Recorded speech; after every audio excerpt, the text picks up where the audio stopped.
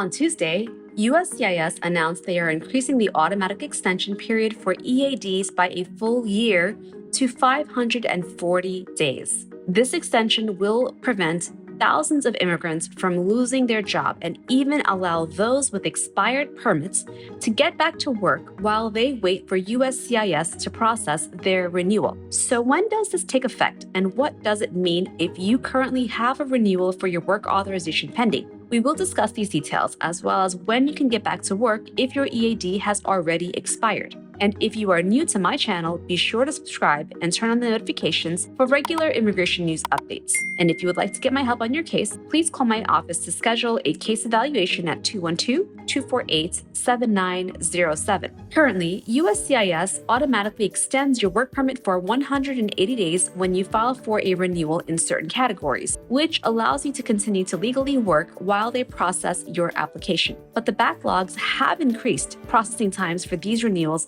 so much that this 180 days is not enough, leading to thousands of immigrants losing their jobs because they are unable to work. On April 6th, USCIS Director Jadot testified to the House Committee on Appropriations that the current backlog for work permits is around 1.5 million applications.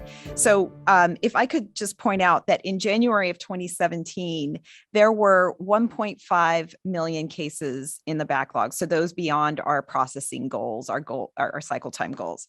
And in total across the agency, that alone is what is pending in the employment authorization queue now. While the agency is in the process of hiring more staff to help clear this backlog and speed up the processing time, they have said it will take until the end of 2023 to reach their goal of a 3-month processing time for EAD renewals. That is why they are enacting this new temporary rule to extend the automatic extension period from 180 days to 540 days, which is 18 months. This went into effect on May 4th and is set to last until the end of 2023. There are 3 groups of people who will benefit from this new rule. The first is anyone who has an EAD renewal currently pending with USCIS, who has filed their Form I-765 and whose current work authorization has not expired or their current auto extension has not yet lapsed. The next is any applicant who files their I-765 through October 27, 2023, when this new rule is set to expire. For these first 2 groups, this rule means an additional 360 days will be added to their existing 180-day extension period for a total of 18 months. And the third group is those with pending renewals who are already experiencing a gap in their employment authorization or work permit validity. For these applicants, their ability to work will be reinstated effective May 4th and will be extended by 540 days from the expiration date on their EAD. The extension will end for all 3 of these groups when USCIS makes a final decision on their renewal application or the 18-month period comes to an end, whichever is first. This change will significantly help the approximately 87,000 immigrants whose work authorization lapsed or is set to lapse in the next 30 days. It is estimated that as many as 4.2 million immigrants will be protected from losing their ability to work over the course of this policy. Many theorize that USCIS is choosing to expand the automatic extension by such a significant period of time because they intend to shift their resources to focus on speeding up new work authorization applications. This will help new applicants avoid getting stuck in a backlog while still ensuring those applying for renewals are not at risk of losing their ability to work. What do you think? Will USCIS actually clear the backlog of EAD applications? Leave me a comment below and let me know.